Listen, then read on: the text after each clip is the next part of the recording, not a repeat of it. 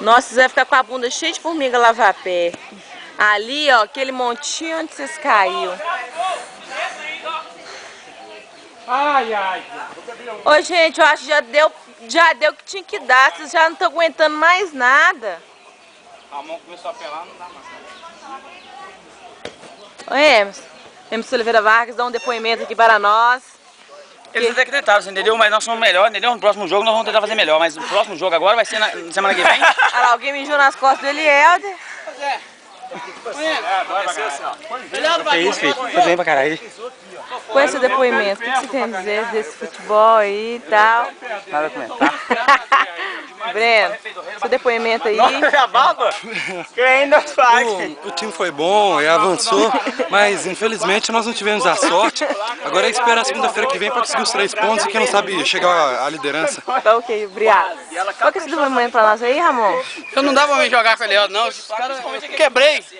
Ficou um mês no estaleiro agora. Obrigado. Já estraguei. Aí, seu Theo, qual que é o depoimento que você teve pra nós aí? Eu espero que a pelada continue o ano que vem, semana que vem. Pra definir melhor esse resultado aí, né? Claro, tá 2-2, nenhum 2-2, não placar, né? Fora as faltas, Falta e as cotoveladas Fala da solta. e dente machucado. Então, muito É só obrigado. isso.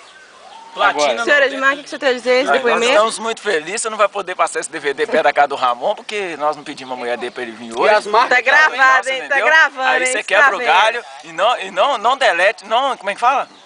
Não dedure meu amigo é um camarada muito de sangue bom, na próxima estaremos todos nós tentando fazer um bom resultado.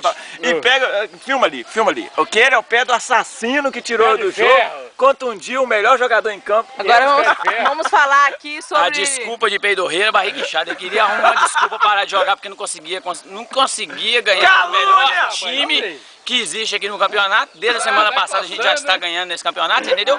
Nós vamos continuar disso até na final. A final é daqui a pouco.